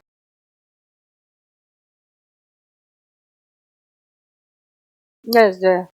एक चीज और याद रखना है कि एज और सो एज के बीच में हमेशा एक एडजेक्टिव आता है, और वो एडजेक्टिव कौन सा डिग्री में होता है? Positive degree. अभी मैं बता रही हूँ, सिर्फ लिख दे रही हूँ। पॉजिटिव डिग्री हो सकता है, कुछ बच्चे थोड़ा दिक्कत हो रही होगी क्या है। सो एज के बीच में हमेशा एक एडजेक्टिव रहेगा और उसका डिग्री क्या रहेगा? पॉजिटिव। क्या होता है अभी बताती हूँ, पहले मैं कंजंक्शन वाला एरर कर दी। याद रखो, एज पॉजिटिव नेगेटिव दोनों, सो एज हमेशा negative.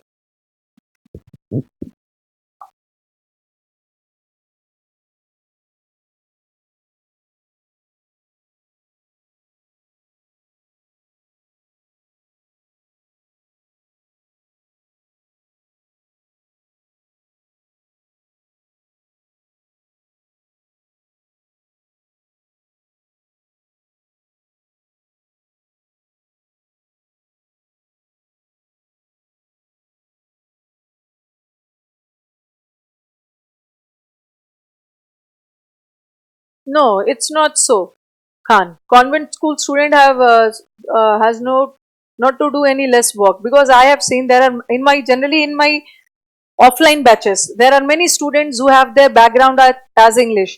After the demo, they come to me asking the English which we had studied in our schools. This is entirely different from the English part that we are doing over here. Okay, ध्यान रखना है कि school की जो English पढ़ी थी, ये इससे इंग्लिश बिल्कुल अलग। वहां आपने अलग पढ़ा था, यहाँ आप फंक्शनल ग्रामर पढ़ रहे हैं। तो ऐसा कुछ नहीं है कान, बट थोड़ा सा एडवांटेज हो जाता है। जिसकी बैकग्राउंड इंग्लिश है ना, उसको हेल्प मिल जाती है क्लोज टेस्ट और पैसेजेस में। अदरवाइज हिंदी वाले बच्चे भी एक्सेल कर जाते हैं मेहनत कर।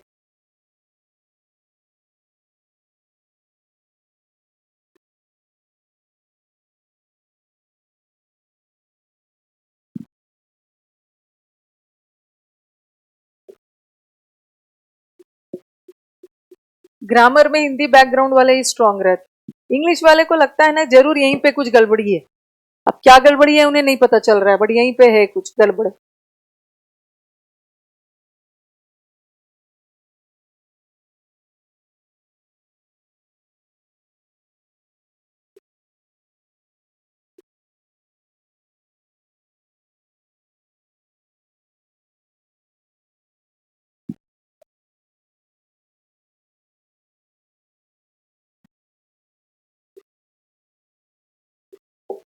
चलो पहले कंजंक्शन वाला एरर कर लो।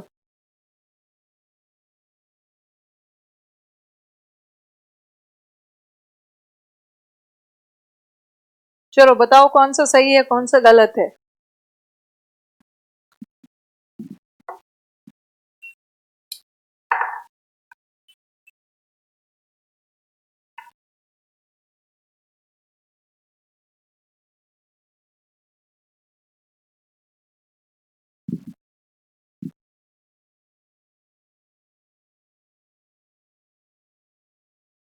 ही is as wise as his brother. वो अपने भाई की तरह समझदार है। तुलना हो रहा है ना, कंपैरिजन हो रहा है किसके किसके बीच? उसके और उसके भाई के बीच। ठीक है, सेंटेंस क्या है यहाँ पे? This sentence is positive. यहाँ सेंटेंस पॉजिटिव जा रहा है।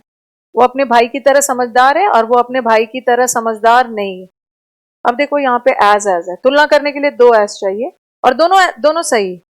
और यहाँ पे यहाँ पर भी एज है, और जैसा कि आपने पढ़ा यहाँ पे नॉट लगा है। पॉजिटिव सेंटेंस में भी एज लगा सकते हो, नेगेटिव में भी लगा सकते हो, इसलिए ये दोनों सही। But what about this? Is as respectful as Gandhi ji. Gandhi ji की तरह सम्मानीय है। नहीं नहीं, एज मत लगाओ, सो लगाओ। पहले पहले गलत लिखो फिर मैं सुधारूंगी।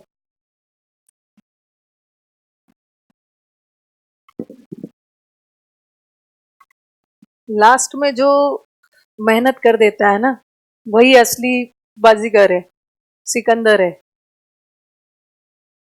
ओके, अल्टीमेटली लास्ट में आप क्या कर रहे हो ना, वो मैटर। कभी कभी देखा है मैंने। I have so many friends, मेरे कई सारे फ्रेंड्स थे, स्कूल में भी बहुत अच्छा नंबर लाते थे, बट लास्ट में अच्छा नहीं कर पाए। कई ऐसे होते हैं 12th के बाद एकदम जी जान लगाकर मेहनत करके अच्छा कर जाते हैं। ही इज, हाँ मैंने लगाया सो रिस्पेक्टफुल एज गांधी जी। ये तो गलत हो गया। तो आप लोग के पास अभी टाइम है। जो हुआ स्कूल में जो वो सबसे कोई मतलब नहीं। अब आप मेहनत करो। और हमारी सोसाइटी में है कि हाँ एग्जाम क्रैक हो गया, इंटेलिजेंट हो, नहीं हुआ, जितना भी इंटेलिजेंट है कोई नहीं मानने वाला। एक मिनट, लक्ष्य मैंने गलत किया अभी। He is so respectful. और सो एज तो नेगेटिव सेंटेंस में होगा ना, ठीक है। पहले सब लोग इसको सुधार के फिर हम गलत करेंगे। ये नेगेटिव सेंटेंस में होता है, बट ये सेंटेंस तो पॉजिटिव है, as he is as respectful as. Okay,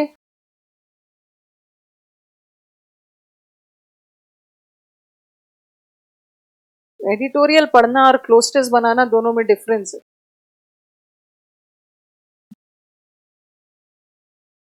newspaper में आप पढ़ते जाते हो, बट क्लोस्टर्स में you have 4 options before you and all the options are very close, एक दूसरे से बिल्कुल मिलते जुलते हैं। उसी में आपको पॉजिटिव नेगेटिव ध्यान रखते हुए चीजों को करना है।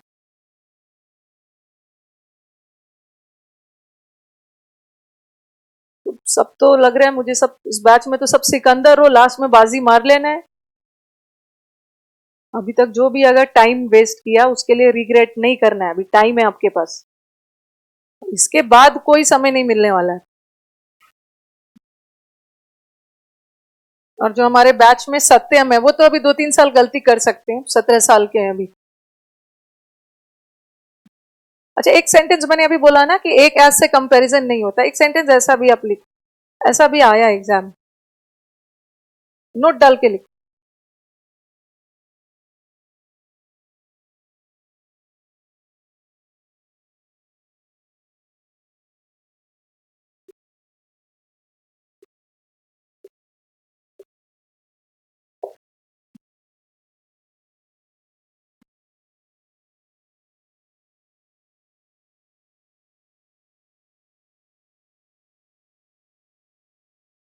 चलो बताओ, where is the error?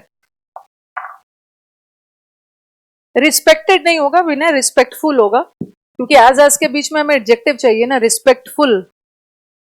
Respected मतलब आदर करना, और रिस्पेक्टफुल इज आदरणीय, रिस्पेक्टफुल होगा।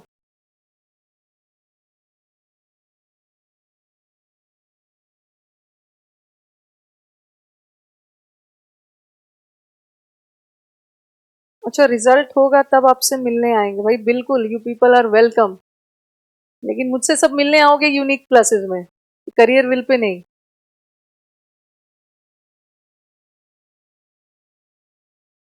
एकदम टाइम कम नहीं है भाई, आपका भी टाइम कम नहीं है साहिल, आपके पास भी टाइम है, बट बिल्कुल भी वाइजर नहीं होगा आनंद। इफ की जगह एज, इफ सही है।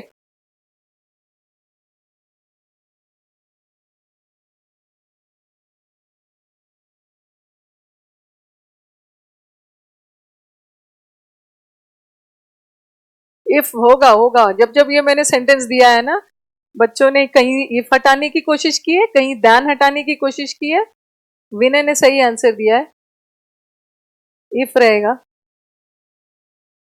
प्रीति भी सही आंसर, प्रीति। यूनिक क्लासेस मुखर्जी नगर में है, बत्रा बत्रा सिनेमा के पीछे है unique classes, Mukherjee Nagar post office के पास। यस यस, अभी टाइम है।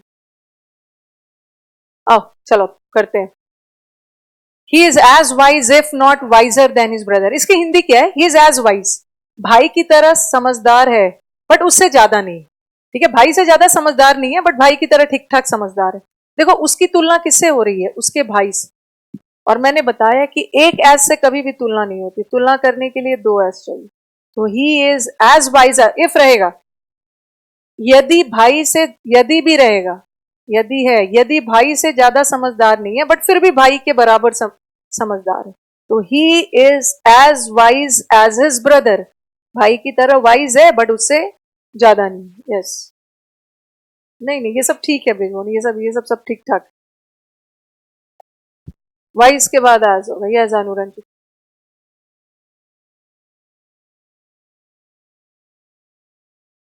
अरे भाई, अभी भी टाइम बदलेगा, सारा जमाना ऐसे बोलने से होगा, ये मेहनत करने से। बदला है सारा जमाना, ऐसा ही जमाना हो जाएगा आपका। I don't believe in this शेर शायरीज, वर्क करना होगा आपको।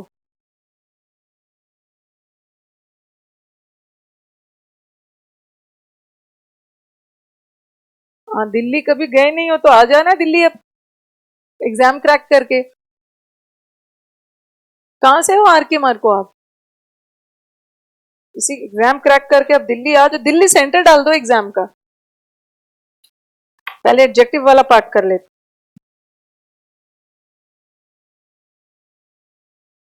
ओके, अब एडजेक्टिव वाला। एज और सो एज के बीच में कोई भी एडजेक्टिव आ गया, पॉजिटिव डे। एडजेक्टिव किसे बोलते हैं? जैसे कुछ कुछ बच्चों को दिक्कत आ रही होगी, क्या है ये पॉजिटिव डिग्री क्या है?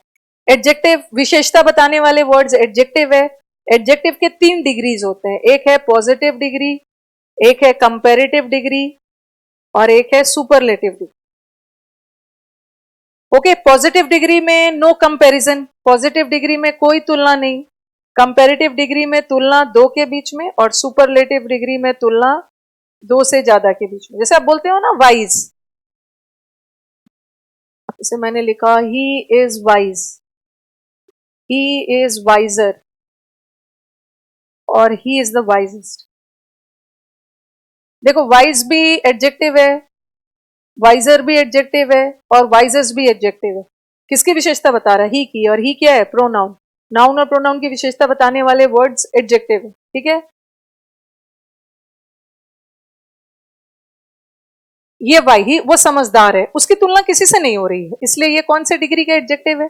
पॉजिटिव डिग्री का। और ही इज वाइजर, वो दो के बीच में ज्यादा समझदार है, दो के बीच में तुलना हो रहा है कंपैरेटिव, और वो तो सबसे समझदार है, सुपरलेटिव डिग्री, ठीक है। बिहार। बिहार और दिल्ली कौन सा बहुत दूर है? आ सकते हो आप? उत्तम नगर से Mukherjee Nagar 1 our, 1 our 15 minutes. अब देखो इससे कैसे एरर्स आते हैं।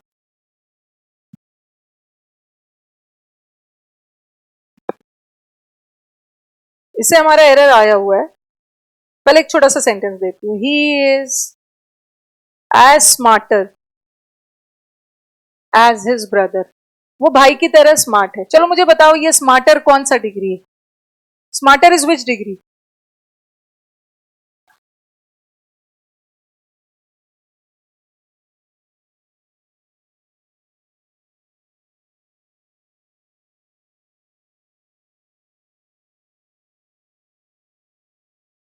स्कूल में भी पढ़ा दिया है बप्पी, कॉलेज में भी पढ़ा दिया है, और अब कोचिंग में भी है। चलो बताओ फटाफट, स्मार्टर कौन सा डिग्री है?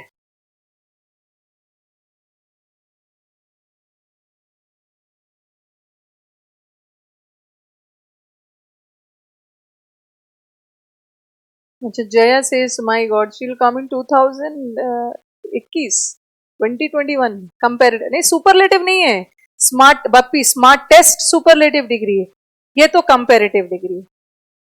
ओके, और आपके दिमाग में आएगा कि यहाँ तो कंपैरिजन हो रहा है उसके और उसके भाई के बीच में। जब दो लोग के बीच में कंपैरिजन होता है तो कंपैरेटिव लगना चाहिए, बट एज और सो एज के बीच में कोई भी एडजेक्टिव आ गया, कंपैरेटिव ना लेके पॉजिटिव लेगा, स्मार्ट। ऐसा क्यों? आप बोलोगे कि मैम यहां भी तो कंपैरिजन हो रहा है, कंपैरेटिव होना चाहिए, but why did you use positive degree? इसका रीजन क्या है कि जब ये एज ऑलरेडी कंपैरिजन कर ही रहा है, this conjunctions are already doing the comparison, ये एज और ऑलरेडी कंपैरिजन कर रहा है, तो फिर से कंपैरेटिव वर्ड क्यों डालोगे? पॉजिटिव डालो। Okay, let me give you one more sentence. Smarter नहीं होगा, स्मार्ट हो। मंडे से कर दूंगी, मंडे से हमारा नॉर्मल क्लोज टेस्ट वगैरह मंडे से। आज देख रही हूँ थोड़ा बच्चे सुस्त सुस्त दिख रहे हैं। हाँ, मैंने बहुत पैसा कमाया, अब मेरे घर में जगह नहीं है दीपक रखने के लिए, अब लग रहा है मुझे एक और लेना होगा। पैसा कमाया होगा, घूम फिर के सारा दिमाग पैसे पे ही चला जाता। जगह ही नहीं है, मुझे लग रहा है 1-2 बिल्डिंग बनाना होगा पैसा रखने के लिए।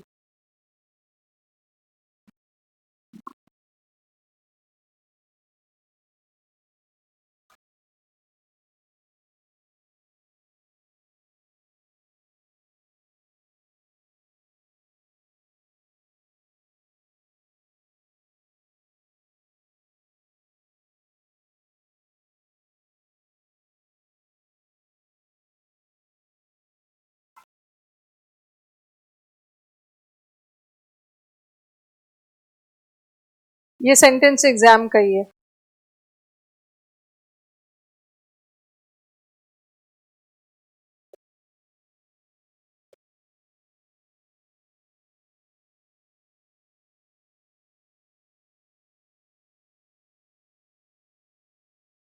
इन दिनों जॉब अपॉर्चुनिटीज उतने अच्छे नहीं है जितना पास में हुआ करते थे। बोरी में भर दो।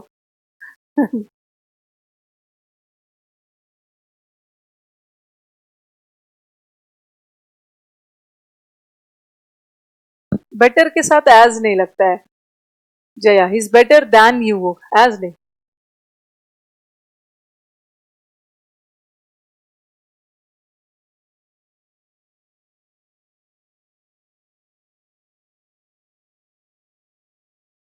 अकाउंटेंट चाहिए तो मुझे रख लेना, इतने पैसे थोड़ी है, मैं अपना अकाउंटिंग खुद कर लेती हूँ। अच्छा, ये तो बहुत धोखेबाज स्टूडेंट हो। मेरे मुखर्जी नगर वाले बच्चे बोलते हैं इनकम टैक्स वाले मैम कोई दिक्कत नहीं है, इनकम वैसे मेरे पास इतना इनकम थोड़ी है कि छापा पढ़ने आएगा, लेकिन बस खबर कर देंगे। और ये देखो, best gift for a teacher income tax बन के उन्हीं के घर में छापा मारना। गुड होगा, यस।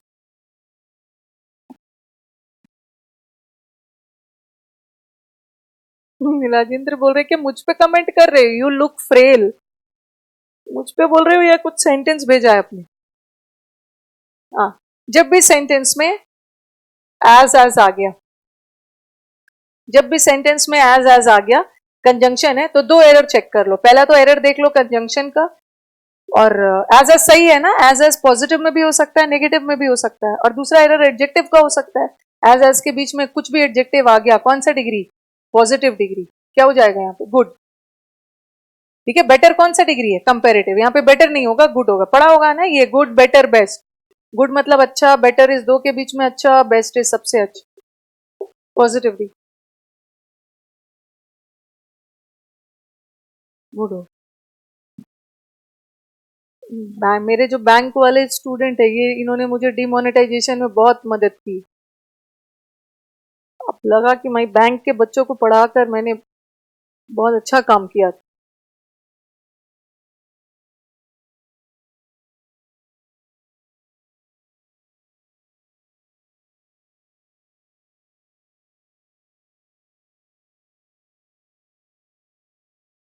वही बच्चे अच्छे होते हैं भाई, जो टीचर की मदद करते हैं।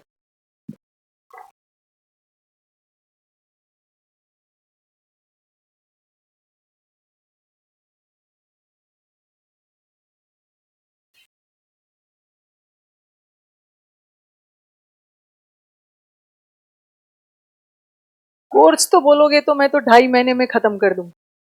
ठीक है राजेंद्र, बोलोगे तो मैं तो 2.5 महीने में खत्म कर दूंगा, but this is my first और most probably the last batch career will pay. तो आई डोंट वांट कि, पहले भी मैंने बोला कि आपका कॉन्सेप्ट क्लियर होना चाहिए। आई वांट, जनरली मैं जहां भी ऑनलाइन जाती हूँ, द स्टूडेंट्स दे से कि मैम हमें कभी फील नहीं आती है ना कि आप हम आपसे ऑनलाइन पढ़ रहे हैं, क्योंकि आप एक एक बच्चे का डाउट्स देखते रहते हो, रेलिवेंट वाला जो बताने लायक है, बेवकूफ वाला डाउट नहीं।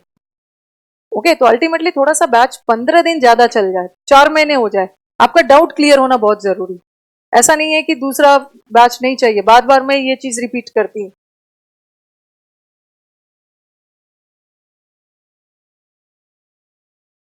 ऐसा भी हो सकता है ना, मैं आपके कमेंट क्वेरीज को क्लियर ना करूं, बस बोर्ड पे पढ़ाते जाऊं, ठीक है, तो वैसे में बैच बहुत जल्दी खत्म हो जाता है। ठीक है, लेकिन आपके डाउट से लगता है कि नो, क्लियर होना चाहिए डाउट।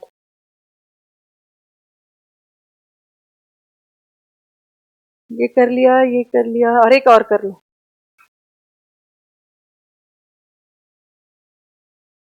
इंपॉर्टेंट है, इसको मैं थोड़ा सा समझाती हूँ डायरेक्ट इनडायरेक्ट के वे में।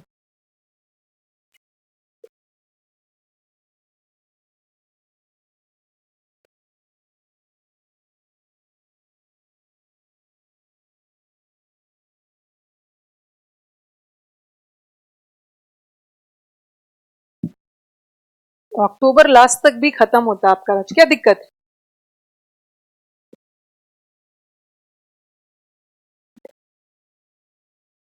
No no, I never get disheartened with my students and all.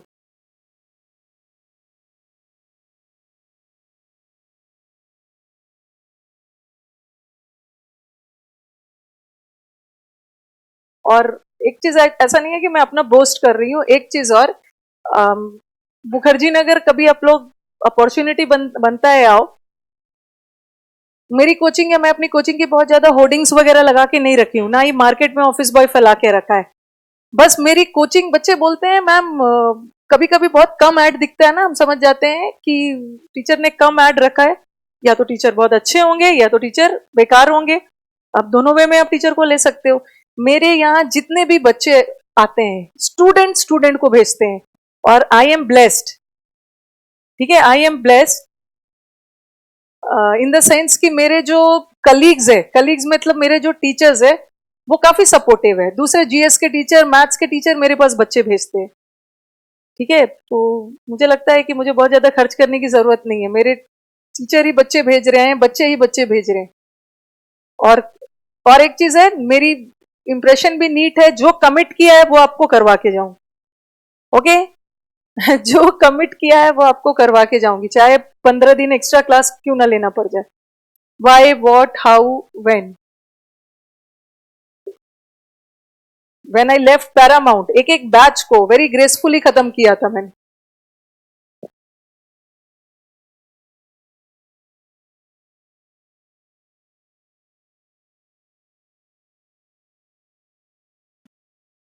अब देखो डायरेक्ट और इनडायरेक्ट, बस एक चीज, यार इन शॉर्टेज ऑफ टाइम।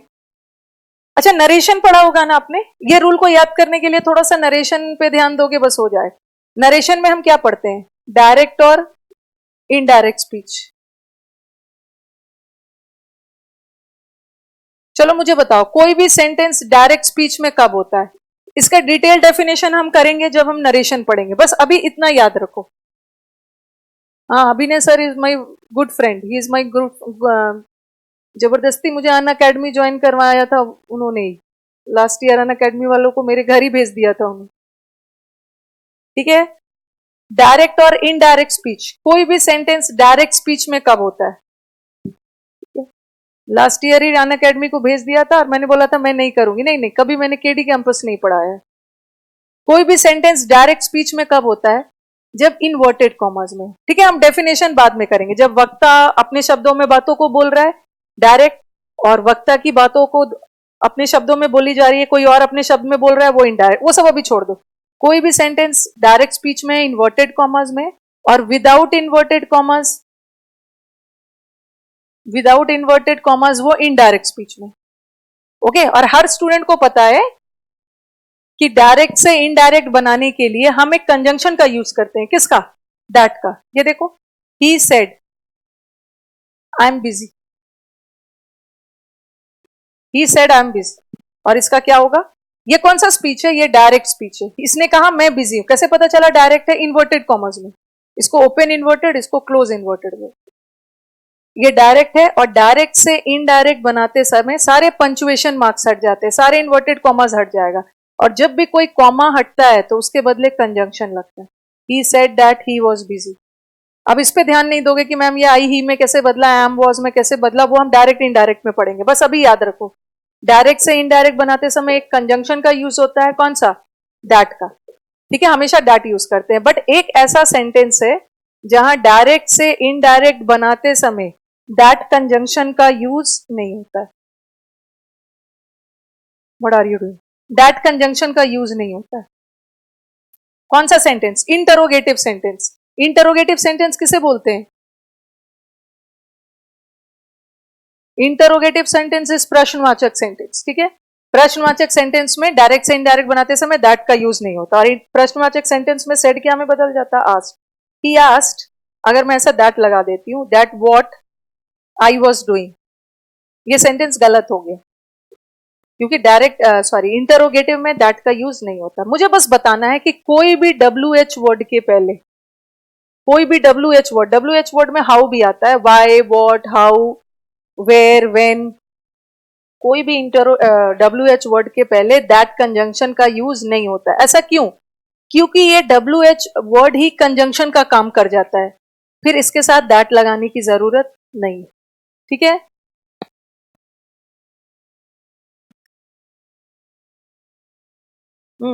WH वाला वर्ड अभी दे रही हूं, एग्जाम्पल दे रही हूं, बस याद रखो, कोई भी WH वर्ड के पहले दैट कंजंक्शन का यूज नहीं होता। ऐसा क्यों? क्योंकि वही WH कंजंक्शन का काम कर जाता है, फिर दैट क्यों लगाओ? यहां पे सेंटेंस दे रही, रब करती हूँ उसको।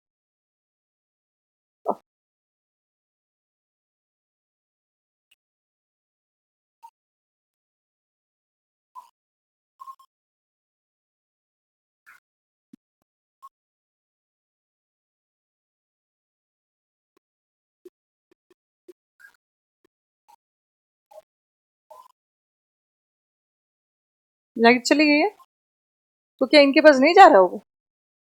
जा रहा होगा ना, ब्लैक बोर्ड वगैरह से।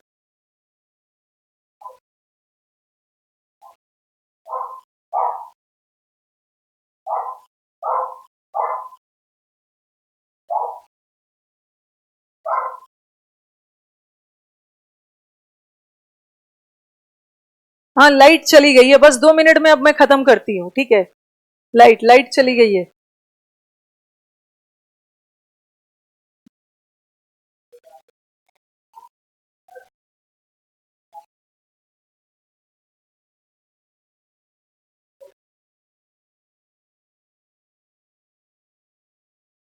चले तो आते हैं।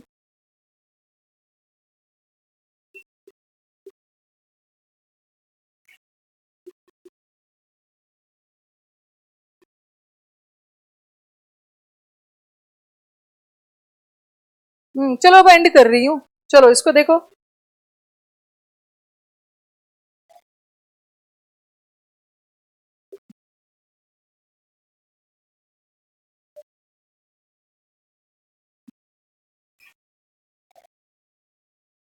ठीक है, थोड़ा थोड़ा देख लो, बंद कर रही है, कुछ शॉर्ट सर्किट हो गया है, दिक्कत हो रही है, लाइट चली गई है।